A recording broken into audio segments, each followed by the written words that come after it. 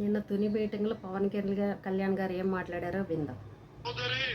మాడపడుచు నేను మిమ్మల్ని ఎన్నికలకి వాడుకున్నాడు పవన్ కళ్యాణ్ జనసేన అన్నది కాకుండా నేను మీ నాన్నగారి దగ్గరికి నేను మీతో మీ ఇంటికి తీసుకెళ్ళండి, మీతో పాటు నేను మీ ఇంటికి వస్తాను. నేను మిమ్మల్ని తీసుకెళ్ళి, ఎందుకంటే మన ఎన్ని గొడవలున్నా మనం వచ్చి కూర్చొని ఆయనతో మనం విభేదించవచ్చు, అభిప్రాయ భేదాలు ఉండొచ్చు, పాలసీ పరంగా విభేదాలు ఉండొచ్చు, కానీ వేరే పార్టీలో ఉండొచ్చు. కానీ నేను ఇచ్చే గౌరవం అందరికీ, పెద్దలందరికీ ఇచ్చే గౌరవం. మనం కలిసి ప్రయాణిస్తున్నాం, కలిసి ఉండాలి, విడిపోకూడదని కోరుకుంటున్నాం. నేను సగటు రాజకీయ నాయకుడిని కాదు, నేను మీ ఇంటి వాడిని, మీ కుటుంబ సభ్యుడిని, మీ సోదరుల్లో ఒకరిని, మీ అన్నదమ్ముల్లో ఒకరిని, సాటి మనిషిని, మానవ హక్కుల్ని కాపాడుకోవాలనుకునేవాడిని. నేను ముఖ్యంగా సోదరి కాంతి గారికి, వారి శ్రీవారు చందు గారికి కూడా ప్రత్యేకించి నేను మాటిస్తున్నా, మిమ్మల్ని అందరి కుటుంబ సభ్యులతోటి మిమ్మల్ని తీసుకెళ్లి అప్పుడు నేను జనసేనలో మిమ్మల్ని సంపూర్ణంగా ఆహ్వానిస్తాను. ఈ రోజున జనసేనలో ఉన్నారు, కానీ మిమ్మల్ని చెయ్యపట్టి సగర్వంగా తీసుకెళ్లి నేను నాన్నగారి దగ్గర తీసుకెళ్లి మరి మీరు తీసుకెళ్ళండి, ఆయనకి చెప్పి మిమ్మల్ని తీసుకొస్తానని మనస్ఫూర్తిగా. ఇక్కడ మీరు బాగున్నారు. ఇది కదా మనకు కావాల్సింది, ఇది కదా మన రాష్ట్రానికి కావాల్సిన నాయకుడు. ఇలా ఉండాలి అని అనిపించేలాగా నిన్న తుని మీటింగులో జరిగిన ఇది చూస్తే చాలా ఇది అనిపించింది. అసలు ముద్రగడ పద్మనాభం గారు అమ్మాయి పార్టీలో చేరతానని అంటూ ఆ అమ్మాయి క్రాంతి వాళ్ళ భర్త పవన్ కళ్యాణ్ గారిని తుని మీటింగ్లో కలిశారు. ఆయన ఏం మాట్లాడారో విన్నారు కదా.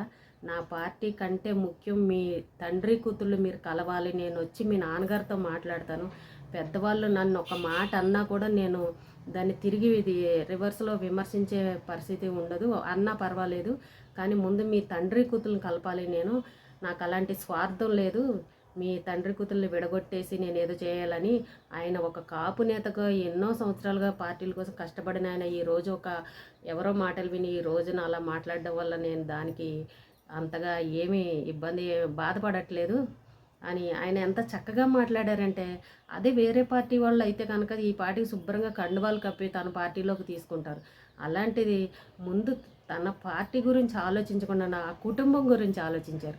అది చూడండి. తర్వాత లోపల ఏమున్నాయనే విషయాన్ని కుటుంబంలో వాళ్ళ తండ్రి కూతురు మధ్య ఏమున్నాయనే విషయాన్ని పక్కన పెడితే ముందు మీ తండ్రి కూతుళ్ళని కలపాలన్న ఆలోచన ఒక పెద్ద ఆలోచన. ఆయన వయసులో చిన్న అయినా కావచ్చు, అంతకంటే ఆయన వయసులో పెద్ద ముద్రగడ గారంటే అసలు పవన్ కళ్యాణ్ గారి కంటే కూడా అనుభవజ్ఞులు. ఆయన ఒక కాపు నేత అయ్యుండి 10 మందికి చెప్పాల్సిన ఆయన అయ్యుండి తన కన్న కూతుర్ని అలా మాట్లాడారంటే ఎవరికైనా బాధాకర విషయం.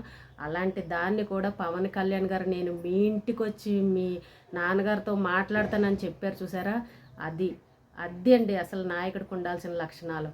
అంతేగాని మనల్ని ఒక మాట అంటే తిరిగి మనం 4 మాటలు అనేసి అక్కడ విభేదాలను పెంచుకోవడం కాదు. సంస్కారం అంటే అది.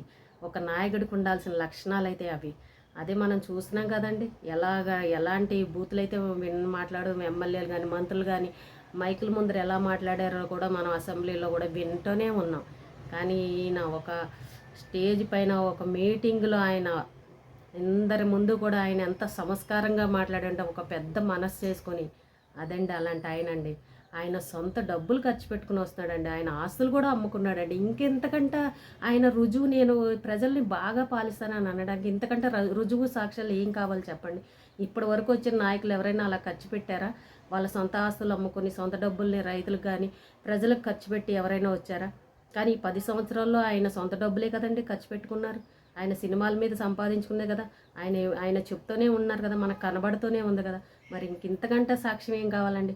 మనం 10 రూపాయలు ఎవరికైనా లేని వాళ్ళకి ఇవ్వాలంటేనే మనం 10 సార్లు ఆలోచిస్తాం. అలాంటిది ప్రజలకు ఆయన సంపాదించుకున్న ఆస్తినే అంతా ప్రజల కోసం ఖర్చు పెడుతున్నాడు, సొంత డబ్బుల్ని. ఇంకా అంతకంటే సాక్ష్యం ఏం కావాలండి ఈయన మంచి నాయకుడు అని చెప్పడానికి? కాబట్టి మీరు ఒక్క ఛాన్స్ అని ఇచ్చారు. అలాంటిదే ఇప్పుడు ఈయనకు కూడా ఒక ఛాన్స్ అనేది ఇవ్వండి. ఈ ఒక్క ఛాన్స్ మనం ఏదైనా తినకుండా ఏది రుచి ఎలా ఉంది అనేది చెప్పలేం కదా. అది బాగుండొచ్చు, తింటే రుచి బాగుండదు, తినకుండానే ఇది బాగోదని అనలేం కదా. అందుకే మనం తింటే రుచి ఎలా అయితే చెప్పగలమో, అలాగే ఆయనను గెలిపిస్తే ఆయన పాలన ఎలా ఉందనేది మనం చెప్పగలం.